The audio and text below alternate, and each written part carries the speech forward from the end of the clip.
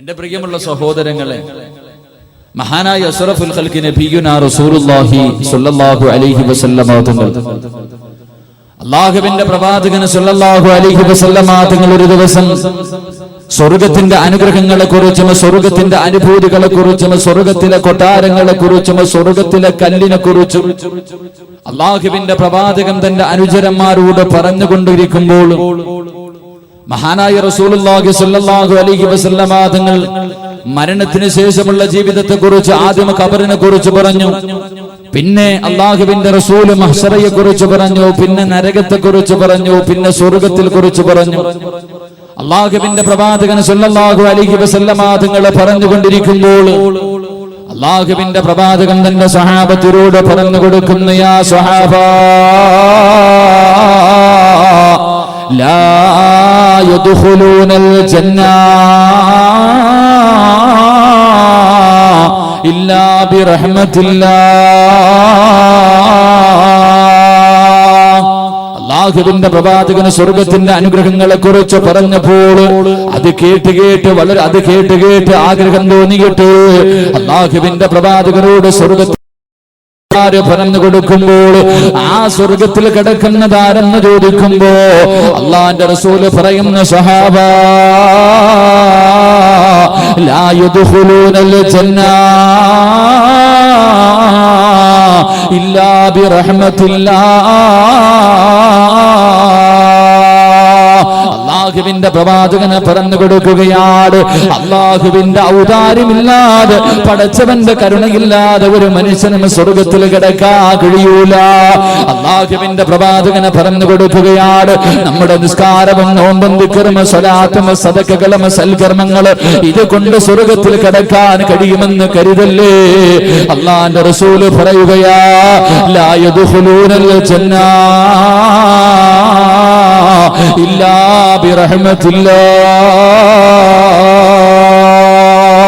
അല്ലാഹുവിന്റെ കരുണ കൊണ്ടല്ലാതെ പടച്ചവന്റെ ഔദാര്യം കൊണ്ടല്ലാതെ ഒരു മനുഷ്യനും സ്വർഗ്ഗത്തിൽ കിടക്കാൻ കഴിയില്ലെന്ന് പ്രവാചകനെ പറഞ്ഞു കൊടുക്കുമ്പോൾ സഹാബത്ത് ചോദിച്ചു, നബിയേ യാ റസൂലല്ലാഹ്, അല്ലാഹുവിന്റെ റസൂലേ അങ്ങ് സ്വർഗ്ഗത്തിൽ കിടക്കുമെന്ന് ഉറപ്പില്ലേ നബിയേ? അങ്ങും സ്വർഗ്ഗത്തിൽ കിടക്കുമെന്ന് ഉറപ്പില്ലേ നബിയേ? അല്ലാഹുവിന്റെ പ്രവാചകൻ പറയുകയാണ്, പടച്ചവനെ കരുണ ചെയ്തവർക്കല്ലാതെ സ്വർഗ്ഗത്തിൽ കിടക്കാൻ കഴിയൂല. അല്ലാഹുവിന്റെ റസൂൽ തന്റെ സ്വഹാബത്തിനോട് പറഞ്ഞു കൊടുക്കുകയാ, യാ സ്വഹാബാ, അല്ലാഹുവിന്റെ പ്രവാചകൻ മഹാനായ കലീമുല്ലാഹി മൂസാ നബി അലൈഹിസ്സലാമിന്റെ കാലഘട്ടത്തിൽ ജീവിച്ച ഒരു മനുഷ്യനെ കുറിച്ച് പറഞ്ഞു കൊടുക്കുകയാണ്.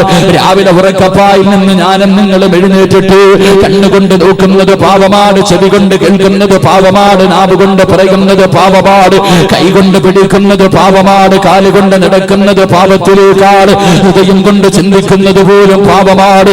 ഓരോ ദിവസം കോടാരി കോടി അപരാധങ്ങൾ ചെയ്ത ദുനിയാവിന്റെ തുലിക്ക് മുകളിൽ പടച്ചവനെ മറന്നുകൊണ്ട് അഹങ്കാരികളെ പോലെ, നാൽക്കാലികളെ പോലെ, വൃത്തികെട്ട നാൽക്കാലികളെ പോലെ അതിനേക്കാളും മതപതിക്കുന്ന രീതിയിൽ ജീവിതം നയിക്കുന്ന എന്റെ പ്രിയപ്പെട്ട മുസ്ലിമേ, നമ്മൾ ജീവിച്ചാൽ എത്ര കൊല്ലം ജീവിക്കും? നമ്മൾ കൂടിപ്പോയാ 100 വർഷം വരെ ഈ ദുനിയാവിന്റെ തൊലിക്ക് മുകളിൽ ജീവിക്കും.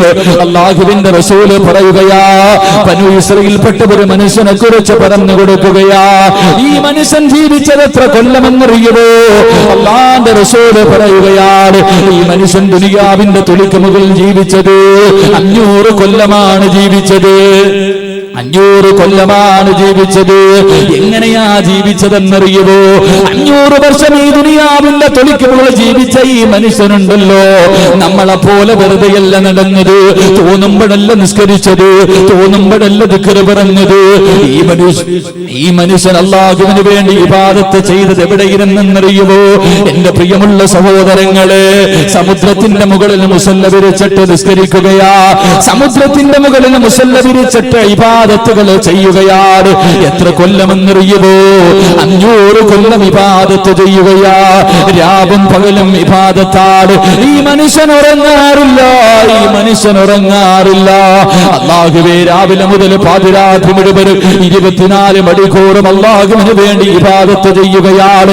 ഭക്ഷണം പോലും കഴിക്കാറില്ല. റസൂലുള്ളാഹി തങ്ങൾ പറയുന്ന സഹാബ, ഒരു റുമ്മാമ്പഴം എല്ലാ ദിവസവും ഈ മനുഷ്യൻ കഴിക്കുന്നത്. ഒരു പച്ചവെള്ളം കുടിച്ചിട്ട് അല്ലാഹുവിന് രാവും പകലും ഇബാദത്ത് ചെയ്യുകയാ. ഈ മനുഷ്യൻ മരിച്ച നാളെ പടച്ചവന്റെ പരലോകത്തേക്ക് കടന്നു ചെല്ലുമ്പോൾ അല്ലാഹുവിന്റെ റസൂൽ തന്റെ അനുചരന്മാരോട് പറഞ്ഞു കൊടുക്കുകയാണ്, 500 കൊല്ലം ഇബാദത്ത് ചെയ്ത ഈ മനുഷ്യനുണ്ടല്ലോ, നാളെ പടച്ചവന്റെ പരലോകത്തേക്ക് കടന്നു ചെല്ലുമ്പോൾ അല്ലാഹു ഈ മനുഷ്യരോട് പറയും, മനുഷ്യ, എന്റെ ഔദാര്യം കൊണ്ട് നീ വേണമെങ്കിൽ സ്വർഗത്തിൽ പൊക്കോ. എന്റെ കരുണ കൊണ്ട് നീ വേണമെങ്കിൽ സ്വർഗത്തിലേക്ക് കടന്നു പൊക്കോ. ഈ മനുഷ്യൻ ആ സമയത്ത് റബ്ബിനോട് പറയുമല്ലാ, എനിക്ക് നിന്റെ ഔദാര്യം കൊണ്ട് സ്വർഗം വേണ്ട, എനിക്ക് നിന്റെ ഔദാര്യം കൊണ്ട് സ്വർഗം വേണ്ട. പടച്ചവരെ, 500 കൊല്ലം രാവും പകലും പച്ചവെള്ളവും ഒരു റുമ്മാമ്പഴവും കഴിച്ചിട്ട് നിനക്ക് ഞാൻ ഇബാദത്ത് ചെയ്തവനല്ലോ, അതിന് പകരം എനിക്ക് സ്വർഗം മതി റബ്ബേ, അതിന് പകരം എനിക്ക് സ്വർഗം മതി റബ്ബേ. 500 കൊല്ലം ഇബാദത്ത് ചെയ്ത മനുഷ്യൻ നാളെ പടച്ചവന്റെ പരലോകത്ത് വെച്ച് ആരാരും തിരിഞ്ഞു നോക്കാത്ത കോടതിയിൽ വെച്ച് പടച്ചവരോട് പറയുമ്പോൾ അല്ലാഹുവിന്റെ റസൂല് പറയുന്ന, പടച്ചവനെ മലക്കുകളെ വിളിക്കുകയാ, മലക്കുകളെ വിളിക്കുകയാ. എന്നിട്ട് പറയുന്നു, ഞാൻ ഈ മനുഷ്യന് കൊടുത്ത അനുഗ്രഹത്തിന് പകരമായി, ഞാൻ ഈ മനുഷ്യന് കൊടുത്ത അനുഗ്രഹങ്ങളുണ്ടല്ലോ, ആ അനുഗ്രഹത്തിന് പകരമായി 500 കൊല്ലത്തെ ഇബാദത്ത് മതിയായോ എന്ന് ഒന്നളന്ന് നോക്കാൻ പറയുമ്പോൾ മലക്കുകൾ ചെന്ന് 500 കൊല്ലത്തെ ഇബാദത്ത് അളന്ന് നോക്കുകയാണ്. എന്നിട്ട് പടച്ചവന്റെ മുന്നിൽ വന്ന നിറകണ്ണുകളോട് തല താഴ്ത്തി വെച്ചിട്ട് പറയുന്നു, റബ്ബേ, ഈ മനുഷ്യന് നീ കൊടുത്ത അനുഗ്രഹങ്ങളില്, ഈ മനുഷ്യനല്ല നീ കൊടുത്ത അനുഗ്രഹങ്ങളില് കണ്ണെന്ന ഒരു അനുഗ്രഹമുണ്ടല്ലോ, ആ കണ്ണെന്ന അനുഗ്രഹത്തിന് പകരമായി 500 കൊല്ലത്തെ ഇബാദത്ത് മതിയോ? ഇല്ല അല്ലാ, അല്ലാഹു കൊടുത്ത കണ്ണെന്ന ഒരു അവയവത്തിന് പകരമായിട്ട് 500 കൊല്ലത്തെ ഇബാദത്ത് മതിയായില്ലെന്ന് പറയുമ്പോൾ അല്ലാഹുവിന്റെ റസൂല് പറയുകയാ, ഈ മനുഷ്യന് പടച്ചവന്റെ മുന്നിൽ കിടന്ന് കരയുകയാണ്. 500 കൊല്ലം ഇബാദത്ത് ചെയ്ത മനുഷ്യനുണ്ടല്ലോ, സ്വർഗത്തിലേക്ക് കടക്കാൻ കഴിയാതെ പടച്ചവന്റെ മുന്നിൽ കിടന്ന് കരയുകയാണ്. അവസാനം അല്ലാഹുവിന്റെ കരുണ കൊണ്ടാണ് സ്വർഗത്തിലേക്ക് കടത്തിവിട്ടതെന്ന് അല്ലാഹുവിന്റെ പ്രവാചകൻ തന്റെ അനുചരന്മാരോട് പറഞ്ഞു കൊടുക്കുമ്പോൾ ഈ മഖാമിന്റെ ഉറൂസിന്റെ അവസാന ദിവസം ഈ സ്വർഗത്തിലേക്ക് കടന്നു വന്നവരെ അല്ലാഹുവിന്റെ റസൂല് പറയുകയാ, 3 വിഭാഗം ജനങ്ങളുണ്ടല്ലോ, 3 വിഭാഗം ജനങ്ങളുണ്ടല്ലോ, അവരോട് നാളെ പടച്ചവൻ സംസാരിക്കൂല, അല്ലാഹു അവരുടെ മുഖത്ത് നോക്കൂല, അല്ലാഹു അവരോട് കരുണ കാണിക്കില്ല. അല്ലാഹുവിന്റെ റസൂല് പറയുകയാണ്, അല്ലാഹുവിന്റെ പ്രവാചകൻ പറയുകയാ, യൗമ യഫിറുൽ മർഉ മിൻ അഖീഹി വ ഉമ്മിഹി വ അബീഹി വ സാഹിബതിഹി വ ബനീഹി. വാപ്പയില്ല, ഉമ്മയില്ല, ഭാര്യയില്ല, മക്കളില്ല, കൂടപ്പിറപ്പില്ല, കൂട്ടുകാരില്ല, ശരീരത്തിന്റെ അവയവങ്ങളില്ല, പ്രവാചകന്മാര് പോലും തിരിഞ്ഞു നോക്കാത്ത ദിവസമാണല്ലോ.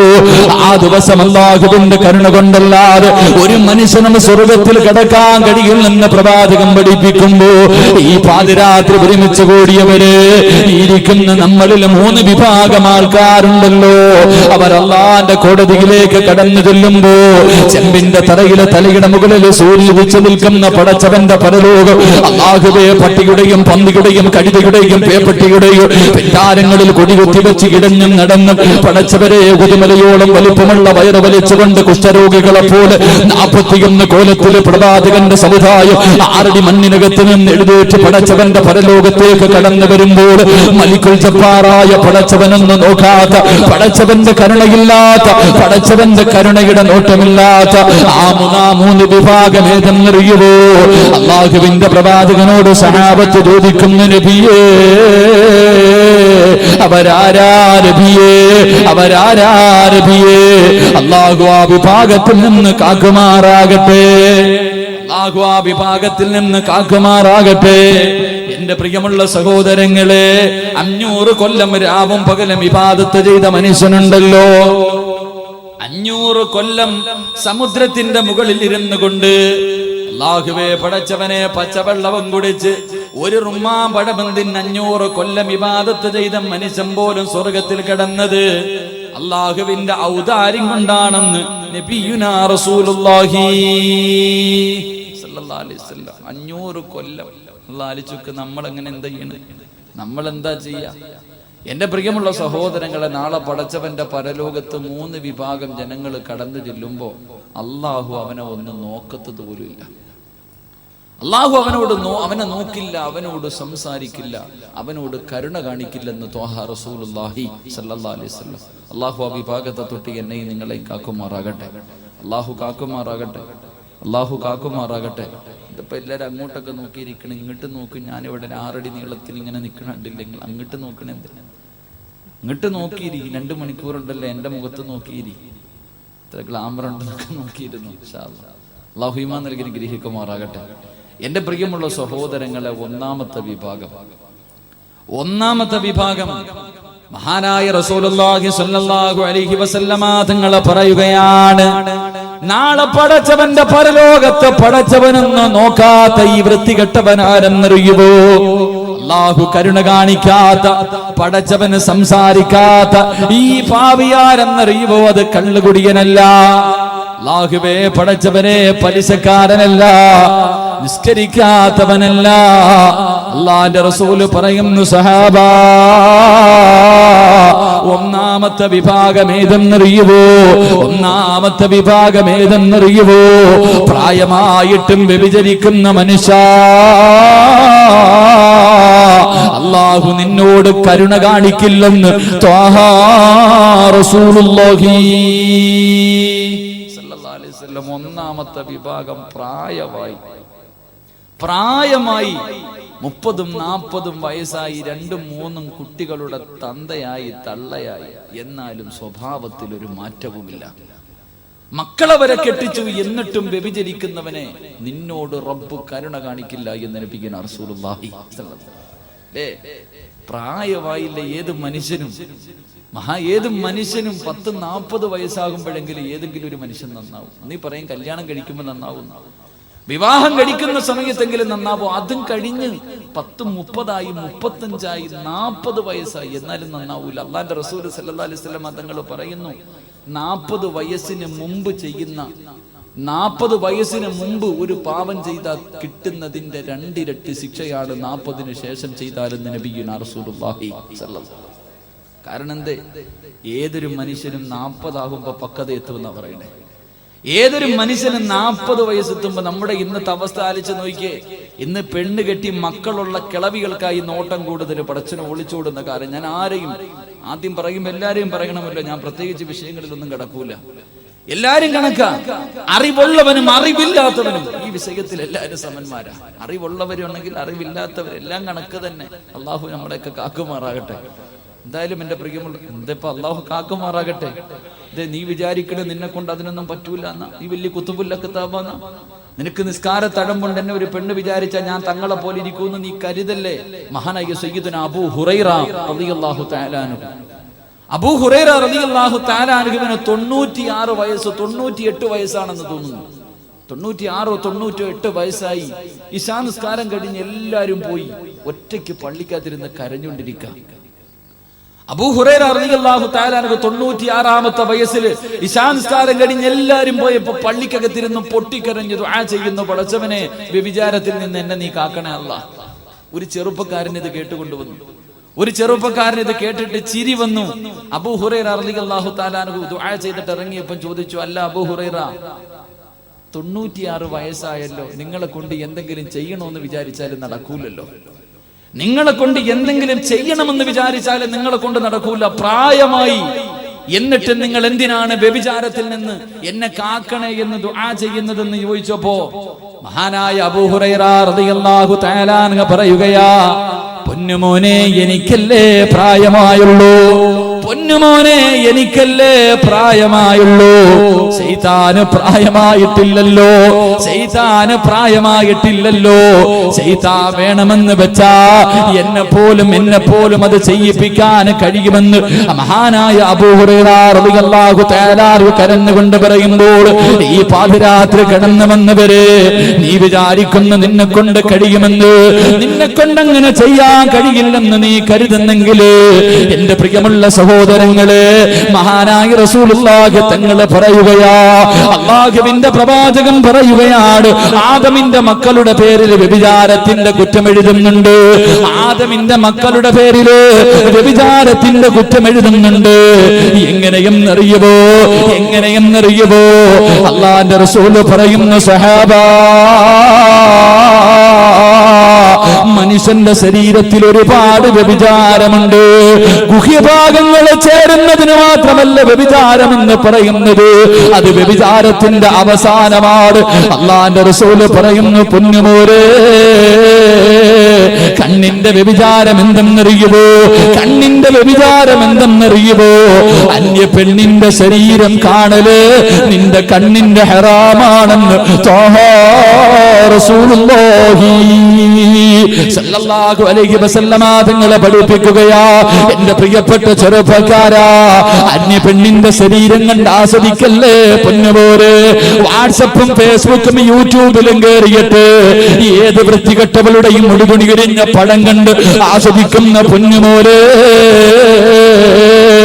അന്യ ചെറുപ്പക്കാരുടെ ശരീരം കണ്ടിട്ട് എന്റെ ഭർത്താവിനെക്കാളും ബോഡിയുണ്ടല്ലോ, എന്റെ ഭർത്താവിനെക്കാളും സുന്ദരനാണല്ലോ, അന്യ പുരുഷനെ കണ്ടിട്ട് ആസ്വദിക്കുന്ന പെണ്ണ്, അല്ലാഹുവിന്റെ റസൂല് പറയുകയാ, നാളെ പടച്ചവന്റെ പരലോകത്തേക്ക് കടന്നു ചെല്ലുമ്പോൾ, അല്ലാഹുവിന്റെ കോടതിയിലേക്ക് കടന്നു ചെല്ലുമ്പോ പടച്ചവൻ നാളെ മഹ്ശറയിൽ നിന്റെ കൈകാലുകൾ ബന്ധിക്കുകയാണ്.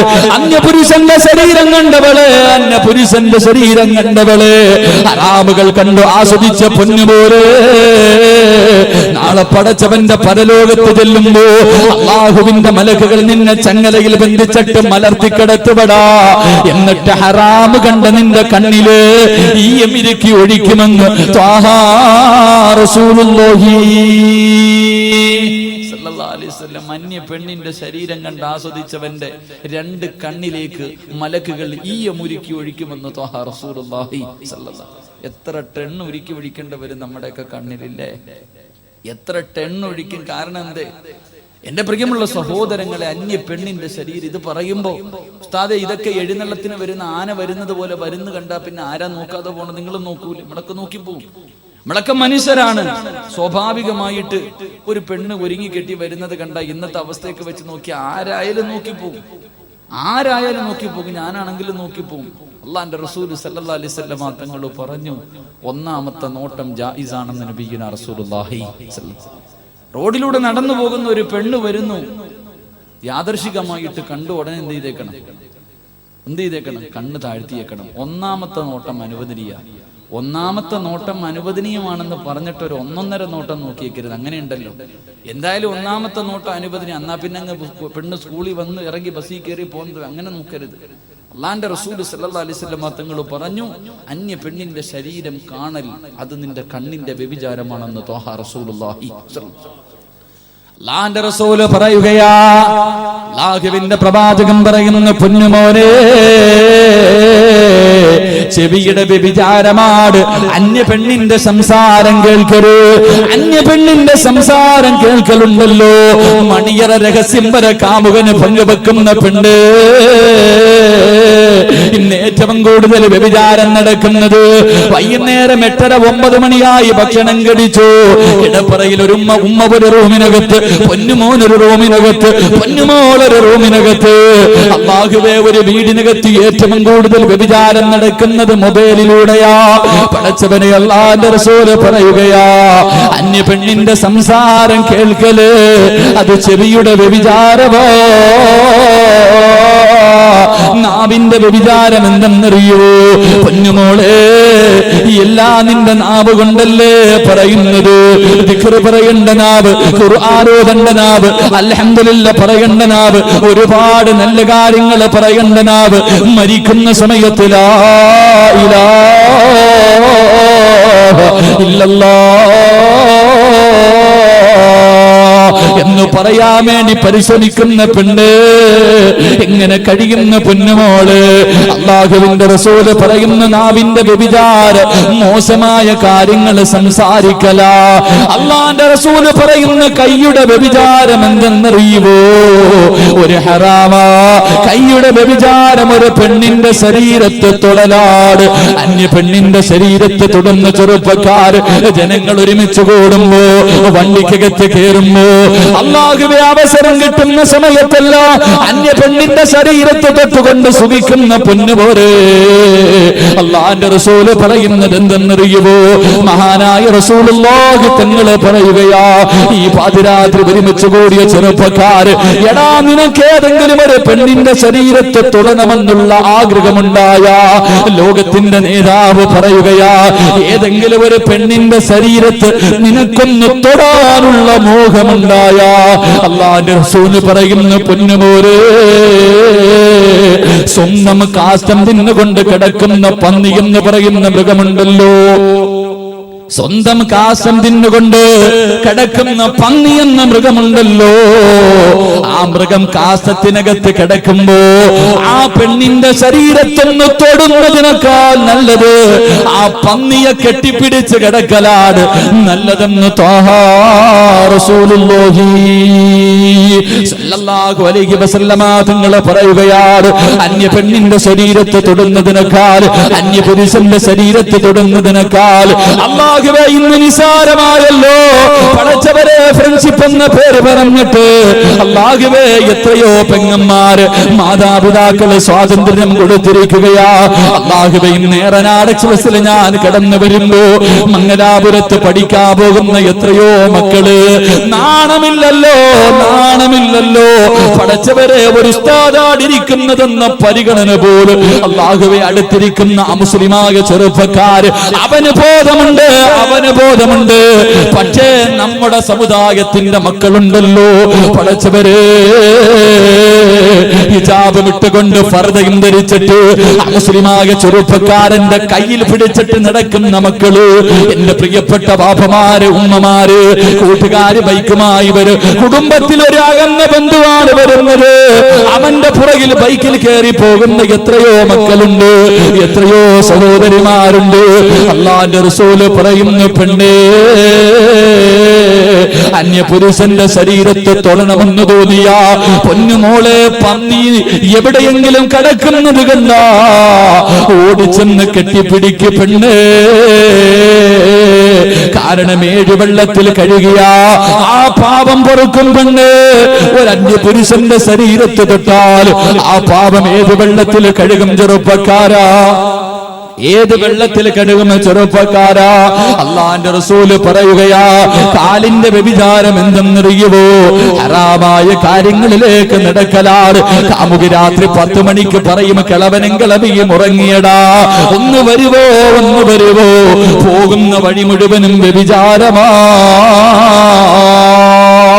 എന്റെ പ്രിയപ്പെട്ട സഹോദരങ്ങളോട് നാളെ പടച്ചവന് സംസാരിക്കൂല ചെറുപ്പക്കാരാ. അതുകൊണ്ട് എന്റെ പ്രിയപ്പെട്ട പെങ്ങന്മാരുണ്ടല്ലോ, കാമുകനോട് സംസാരിച്ചവരുണ്ടല്ലോ, മെസ്സേജ് എഴുതുന്നവരുണ്ടല്ലോ, കറങ്ങുന്നവരുണ്ടല്ലോ, ആരുമറിയാതെ എത്രയോ വ്യഭിചാരങ്ങൾ നടക്കുന്നുണ്ട്. പെണ്ണ് പല നാൾ കള്ളി ഒരു നാൾ പിടിക്കപ്പെടും. എന്റെ പ്രിയപ്പെട്ട ചെറുപ്പക്കാരാ, എന്നും അങ്ങനെ ആകണമെന്നില്ലടാ, എന്നും അങ്ങനെ ആകണമെന്നില്ല. ഒരു നാൾ പിടിക്കപ്പെടും പൊന്നുമോരെ. അതുകൊണ്ട് പൊട്ടിക്കരഞ്ഞ് പടച്ചവനിലേക്ക് മടങ്ങിക്കോ. അല്ലാഹുവിന്റെ പ്രവാചകൻ സല്ലല്ലാഹു അലൈഹി വസല്ലമ തങ്ങൾ 1400 വർഷങ്ങൾക്ക് മുമ്പ് പ്രവാചകൻ തന്റെ അനുചരന്മാരോട് തൗബ ചെയ്യാ പറഞ്ഞു കൊടുക്കുമ്പോ റസൂലുള്ളാഹി സല്ലല്ലാഹു അലൈഹി വസല്ലമ തങ്ങളുടെ മുന്നിലേക്ക് മഹാനായ മാഇസ് റളിയല്ലാഹു തആല കടന്നു വരികയാ. ഒരു ചെറുപ്പക്കാരനായ സഹാബിയാ റസൂലുള്ളാഹിന്റെ മുന്നിൽ വന്നിട്ട് പറയുന്നു, നബിയേ, യാ റസൂലല്ലാഹ്, എന്നെ ഒന്ന് ശുദ്ധീകരിക്കു നബിയേ, എന്നെ ഒന്ന് ശുദ്ധീകരിക്കു നബിയേ. അല്ലാഹുവിന്റെ പ്രവാചകനുമായി എന്ന ചെറുപ്പക്കാരനെ മടക്കി വിടുകയാ. രണ്ടാമതും പ്രവാചകന്റെ മുന്നിലേക്ക് കടന്നു വന്നിട്ട് പറയുകയാണ്, യാ റസൂലല്ലാഹ്, ഞാൻ വ്യഭിചരിച്ചു നബിയേ. അല്ലാഹുവിന്റെ പ്രവാചകൻ പറയുന്നു, സഹാബ, മായിസ് കള്ളു കുടിച്ചിട്ടുണ്ടെന്ന് തോന്നുന്നു സഹാബ. അല്ലാഹുവിന്റെ റസൂൽ പറയുന്നു, മായിസ് കള്ളു കുടിച്ചിട്ടുണ്ടോ ഒന്ന് നോക്കാൻ പറയുമ്പോൾ അവിടുന്ന് പറയുന്നു, നബിയേ, ഇല്ല നബിയേ. മായിസ് റളിയല്ലാഹു തആല അൻഹു രണ്ടാമതും മടക്കി വിടുകയാണ്. ഈ ചെറുപ്പക്കാരൻ വീട്ടിൽ പോയി കിടന്നിട്ട് ഉറക്കം വരുന്നില്ല. അല്ലാഹുവേ, മരുഭൂമിയിലൂടെ നടക്കുമ്പോ അല്ലാഹുവേ ചൂട് സഹിക്കാൻ കഴിയാതെ കാല് പൊള്ളുന്ന സമയത്ത് മായിസ് റളിയല്ലാഹു തആല അൻഹുവിന് ഓർമ്മ വരുന്നത് നരകമാണ്, പടച്ചവന്റെ പരലോകമാണ്. അല്ലാഹുവേ, മായിസ് എന്ന ചെറുപ്പക്കാരൻ അല്ലാഹുവിന്റെ റസൂലിന്റെ മുന്നിലേക്ക് മൂന്നാമതും കടന്നു വന്നിട്ട് പറയുന്നു, നബിയേ, ഞാൻ വ്യഭിചരിച്ചു നബിയേ, ഞാൻ വ്യഭിചരിച്ചു നബിയേ. എനിക്കറിയാം ഇസ്ലാമിന്റെ നിയമം, എനിക്കറിയാം നബിയേ. വ്യഭിചരിച്ചെന്ന് പറഞ്ഞാല്, വ്യഭിചരിച്ചു കഴിഞ്ഞാൽ എറിഞ്ഞു കൊല്ലണമാണ്, എറിഞ്ഞു കൊല്ലണമെന്നാണ് ഇസ്ലാമിന്റെ നിയമം. എനിക്കതറിയാ നബിയേ, എനിക്കതറിയാ നബിയേ. യാ റസൂലല്ലാഹ്, അങ്ങല്ലേ പറഞ്ഞത്, അങ്ങല്ലേ പറഞ്ഞത്. ഒരു തെറ്റിന്റെ പേരിൽ അല്ലാഹു 2 പ്രാവശ്യം ശിക്ഷിക്കില്ലെന്ന്, ഒരു തെറ്റിന്റെ പേരിൽ 2 പ്രാവശ്യം അല്ലാഹു ശിക്ഷിക്കില്ലെന്ന് അങ്ങല്ലേ പറഞ്ഞത് നബിയേ. ഇവിടത്തെ ശിക്ഷ എന്നെ കൊണ്ട് സഹിക്കാൻ കഴിയുമല്ലോ. എനിക്ക് നാളെ പടച്ചവന്റെ മുന്നിൽ പോകുമ്പോ എനിക്ക് നരകത്തിന്റെ തീ എനിക്ക് സഹിക്കാൻ കഴിയൂല, എനിക്ക് പരലോകത്ത് നിൽക്കാൻ കഴിയൂല. അതുകൊണ്ട് എന്നെ എറിഞ്ഞു കൊല്ലണമെന്ന് പ്രവാചകന്റെ മുന്നിൽ കിടന്നൊരു ചെറുപ്പക്കാരൻ കരന്നുകൊണ്ട് പറയുമ്പോ അവസാനം അല്ലാഹുവിന്റെ റസൂല് പറയുകയാണ്, യാ സ്വഹാബാ, മായിസിനെ എറിഞ്ഞു കൊല്ലു സഹാബാ. മായിസ് റളിയല്ലാഹു തആല അൻഹു സഹാബാക്കൾ കല്ലെടുത്തെറിയുകയാണ്. പടച്ചവരെ, ഏറിക്കൊണ്ടിട്ട് ശരീരത്തിലൂടെ രക്തമൊലിക്കുകയാണ്. വേദനയെടുത്തപ്പോ മഹാനായ മായിസ് റളിയല്ലാഹു തആല അൻഹു ഓടുകയാണ്, മരണവെപ്രാളം കൊണ്ട് ഓടുകയാണ്. സഹാബത്ത് പുറകിലോടുകയാണ്. മായിസ് റളിയല്ലാഹു ഓടി രക്ഷപ്പെട്ടു കഴിഞ്ഞു. അല്ലാഹുവിന്റെ റസൂലിന്റെ മുന്നിൽ വന്നിട്ട് സഹാബത്ത് പറഞ്ഞു, നബിയേ, മായിസ് ഓടിപ്പോയി നബിയേ, മായിസ് ഓടിപ്പോയി നബിയേ. പ്രവാചകനൊന്നും മിണ്ടിയില്ല, പോകട്ടെ എന്ന് വിചാരിച്ചു. കുറെ സമയം കഴിയുമ്പോ ഇലാ ഹദ്റത്തു റസൂലില്ലാഹ്, മായിസ് എന്ന ചെറുപ്പക്കാര് ശരീരത്തിലൂടെ നെറ്റിയിലൂടെ രക്തമൊലിപ്പിച്ചുകൊണ്ട് കരഞ്ഞുകൊണ്ട് ഓടി വരികയാണ്. അല്ലാഹുവിന്റെ റസൂലിന്റെ മുന്നിൽ വന്നിട്ട് പറയുന്നു, നബിയേ, യാ റസൂലല്ലാഹ്, അറിയാതെ ഓടിപ്പോയി നബിയേ. എന്റെ ശരീരം വേദനിച്ചപ്പോ, എന്റെ ശരീരം വേദനിച്ചപ്പോ അറിയാതെ ഓടിയതാ നബിയേ. അതുകൊണ്ട് യാ റസൂലല്ലാഹ്, സഹാബത്തിനോടൊരു കുഴിയെടുക്കാ പറ നബിയേ, സഹാബത്തിനോടൊരു കുഴിയെടുക്കാ പറ നബിയേ. കുഴിയെടുത്തു കഴിയുമ്പോ എന്റെ കയ്യും കാലും കെട്ടി ആ കുഴിക്കകത്തിട്ട് കല്ലെറിയാ പറ നബിയേ. ഓടണമെന്ന് വിചാരിച്ചാൽ എന്നെ കൊണ്ട് കഴിയൂലല്ലോ. എത്ര ഓടാൻ ആഗ്രഹിച്ചാൽ, എന്റെ ശരീരം എത്ര വേദനിച്ചാലും എന്നെ കൊണ്ടോടാ കഴിയില്ലല്ലോ. അല്ലാഹുവിന്റെ റസൂൽ അത്ഭുതത്തോടെ നോക്കുമ്പോ, യാ റസൂലല്ലാഹ്, നാളെ വ്യഭിചരിച്ചവനായി പടച്ചവന്റെ മുന്നിൽ പോയി എനിക്ക് നിൽക്കാൻ കഴിയില്ല നബിയേ. എങ്ങനെ പോയി നിൽക്കും നബിയേ? അല്ലാഹുവിന്റെ മുന്നിൽ ഞാൻ എന്ത് ധൈര്യത്തിന് പോകും നബിയേ? വ്യഭിചരിച്ചവനായി ഞാൻ എങ്ങനെ പോകും നബിയേ? അതുകൊണ്ട് യാ റസൂലല്ലാഹ്, ഇവിടെ വെച്ചുകൊണ്ട് ഈ ശിക്ഷ എനിക്ക് നേടാൻ കഴിഞ്ഞ, ഇവിടെ വെച്ചുകൊണ്ട് എനിക്ക് ഈ ശിക്ഷ കിട്ടിക്കഴിഞ്ഞ, നാളെ പടച്ചവന്റെ മുന്നിൽ ചെല്ലുമ്പോ അല്ല കരുണയുള്ളവനാ, അല്ലാഹു നീതിമാനാ. ഒരു തെറ്റിന്റെ പേരിൽ 2 പ്രാവശ്യം അല്ലാഹു ശിക്ഷിക്കില്ലല്ലോ. എന്റെ പ്രിയമുള്ളവരെ, അവസാനം കുടിയെടുക്കുകയാണ്. കുടിക്കകത്തിറക്കി നിർത്തിയിട്ട് സഹാബാക്കള് കല്ലെറിയുകയാണ്. മായിസ് എന്ന ചെറുപ്പക്കാരനെ എറിഞ്ഞു കൊല്ലുകയാ. എന്റെ പ്രിയപ്പെട്ട ചെറുപ്പക്കാരാ, നിന്നെ എറിഞ്ഞു കൊല്ലണമെന്ന് പറയുന്നില്ല, നാട്ടുകാരോട് പറയണമെന്ന് പറയുന്നില്ല. പൊന്നുപോലെ ചെയ്തത് നിനക്കറിയുമല്ലോ. എപ്പോഴെന്തെങ്കിലും നിസ്താരപ്പായിലിരുന്നിട്ട് മലിക്കുൽ ജബ്ബാറായ പടച്ചവന്റെ മുന്നിൽ 2 കൈയും ഉയർത്തിക്കിട്ട് പൊട്ടിക്കരഞ്ഞ് പാതിരാത്രിയിൽ അല്ലാഹുവേ പറ്റിപ്പോയി, അല്ലാ പറ്റിപ്പോയി റബ്ബേ, ശൈത്താൻ എന്നെ ചതിച്ചു കളഞ്ഞല്ലോ, എനിക്ക് പുറത്തു തരണേ റബ്ബേ എന്ന് പൊട്ടിക്കരയാ നിന്നെ കൊണ്ട് കഴിയുമോ? തൗബ ചെയ്യാ നിന്നെ കൊണ്ട് കഴിയുമോ? അല്ലാഹുവിന്റെ റസൂല് പറയുകയാ, ഒരു തെറ്റിന്റെ പേരില് 2 പ്രാവശ്യം അല്ലാഹു ഒരു മനുഷ്യനെ ശിക്ഷിക്കില്ലെന്ന് ത്വാഹ റസൂലുള്ളാഹി. ഒരു തെറ്റിന്റെ പേരിൽ അല്ലാഹു 2 പ്രാവശ്യം. അതുകൊണ്ട് ചെയ്തു പോയവരൊക്കെ അല്ലാഹുവിന്റെ മുന്നിൽ പൊട്ടിക്കരഞ്ഞ് തൗബ ചെയ്യും. അല്ലാഹു നമുക്ക് പുറത്തേരുമാറാകട്ടെ, അല്ലാഹു നമുക്ക് പുറത്തേരുമാറാകട്ടെ. എന്റെ പ്രിയമുള്ളവരെ, എല്ലാവരും ഇന്ന് 98% പേര് ഇന്ന് ഈ കാര്യങ്ങൾ, മൊബൈലും മറ്റുള്ള കാര്യങ്ങളൊക്കെ എല്ലാ പെണ്ണിന്റെ കയ്യിലും. അല്ലാഹുവേ പടച്ചോനെ, ഈ കോളേജിലൊക്കെ പോണ മക്കള്, മംഗലാപുരത്തൊക്കെ പോകുന്ന പെൺകുട്ടിയുടെ കയ്യിലെ തലകണയുടെ അത്രയുള്ള ഫോണാണ്. പാപ്പ പട്ടി എറിയുന്ന ടോർച്ചുമായിട്ടാ നടക്കണം മക്കളുടെ കയ്യിൽ. നിങ്ങളെ പറഞ്ഞാൽ മതി, വേറെ ആരെയും പറയണ്ട. നിങ്ങളെ തന്നെ പറഞ്ഞാൽ മതി, വേറെ ആരെയും പറയണ്ട. അതുകൊണ്ട് തന്നെ നമ്മുടെ മക്കൾക്കറിയാം, നാട്ടുകാർ മുഴുവനും കല്യാണത്തിന് വിളിച്ച് വീട്ടിൽ വന്ന് ചോറ് മുന്നോട്ടേക്കും ഇറങ്ങിപ്പോണം. അപ്പോഴേ നാറത്തുള്ളൂ വാപ്പ. നമ്മുടെ മക്കൾക്കറിയാം എപ്പോൾ ഒളിച്ചോടണം. നാട്ടുകാർ മുഴുവനും വീട്ടിൽ വന്ന് തിന്നോണ്ടിരിക്കുമ്പോ പോണം. അപ്പോഴേ പെറ്റതിന്റെ പേരിൽ നാട്ടുകാരുടെ മുന്നിൽ നമ്മുടെ ഉമ്മ നാറത്തുള്ളൂ. നമ്മുടെ മക്കൾക്ക് നല്ല സമയം അറിയാം. അല്ലാഹു കാക്കുമാറാകട്ടെ, അല്ലാഹു കാക്കുമാറാകട്ടെ. എന്റെ പ്രിയം, ഇതൊക്കെ പറയുമ്പോ ഉസ്താദേ, എന്റെ മക്കൾക്കറിയാം ജീവിക്കാൻ, എന്റെ മക്കൾക്കറിയാം. നമ്മൾ വല്ലാത്ത പ്രതീക്ഷ നമ്മുടെ മക്കളെ കുറിച്ച് നമുക്കൊക്കെ വല്ലാത്തൊരിതാ. എങ്ങനെ മക്കൾ നന്നാവണം, എങ്ങനെ നമ്മുടെ മക്കൾ നന്നാകുന്നത്, എങ്ങനെ നമ്മൾ തന്നെയല്ലേ അവരെ നശിപ്പിക്കുന്നത്? നമ്മൾ തന്നെയാണ് നമ്മുടെ മക്കളെ നശിപ്പിക്കുന്നത്. മക്കളെ ഒരു കുറ്റവും പറയണ്ട. എന്റെ പ്രിയമുള്ളവര്, ഉമ്മ ഗർഭിണിയായിരിക്കുന്ന സമയത്ത് ഉമ്മയുടെ സ്വഭാവം എന്താണോ അതാണ് കുഞ്ഞിന്റെ സ്വഭാവം. മഹാന്മാരെ പഠിപ്പിക്കാൻ, പെണ്ണ് ഗർഭിണിയായിരിക്കുന്ന സമയത്ത് ആ പെണ്ണ് എന്ത് സ്വഭാവമാണോ, TV കണ്ട കുഞ്ഞിൻ TV കാണും. ആ ഗർഭിണിയായിരിക്കുന്ന പെണ്ണ് എന്ത് ചെയ്യുന്നോ അതാണ് കുഞ്ഞിന്റെ സ്വഭാവം. മഹാന്മാര് പഠിപ്പിക്കാം. ഉമ്മ വയറ്റി വെച്ചോണ്ടാ പടച്ചോനെ TVയുടെ മുന്നിൽ ഇരിക്കുന്നത്. പാല് കൊടുക്കുന്നത് TVയുടെ ഫ്രണ്ടിൽ.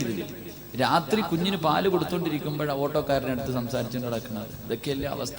എങ്ങനെ നന്നാവും? അള്ളാഹു നമ്മളെയൊക്കെ നന്നാക്കി തരുമാറാകട്ടെ, അള്ളാഹു നമ്മളെ നന്നാക്കി തരുമാറാകട്ടെ. മഹാനായി റസൂലുള്ളാഹി സ്വല്ലല്ലാഹു അലൈഹി വസല്ലം തങ്ങൾ പറയും, ഒന്നാമത്തെ കാര്യം തന്നെ നമ്മൾ തന്നെ രണ്ട് അള്ളാന്റെ റസൂൽ സല്ലല്ലാഹു അലൈഹി വസല്ലം തങ്ങൾ പറഞ്ഞു, പിന്നെ ചെയ്യാമെന്ന് പറഞ്ഞു 3 കാര്യം നീ മാറ്റിവെക്കല്ലേ എന്ന് നബിഗന റസൂലുള്ളാഹി. 3 കാര്യങ്ങൾ ചെയ്യണമെന്ന് തോന്നി അപ്പം തന്നെ ചെയ്തോണം. പിന്നെ ചെയ്യാം മാറ്റിവെക്കണ്ട. 1, നിസ്കരിക്കണമെന്ന് തോന്നിയ നീ അപ്പോഴും തന്നെ നിസ്കരിക്കണേ, പിന്നത്തേക്ക് മാറ്റിവെക്കല്ലേ എന്ന് നബിഗന റസൂലുള്ളാഹി. നിസ്കരിക്കണം തോന്നി അപ്പം കയറിക്കോണം, പിന്നെ ചെയ്യാന്ന് വിചാരിച്ചാൽ നടക്കൂല, അതങ്ങ് പോയി കിട്ടും. 2, വീട്ടിൽ ആരെങ്കിലും മരിച്ചു, കാണിക്കേണ്ടവരെ കാണിക്കണം, പെട്ടെന്ന് കൊണ്ട് ഖബറടക്കാം, വീട്ടിൽ വെച്ചോണ്ടിരിക്കല്ലേ എന്ന് നബിഗന റസൂലുള്ളാഹി.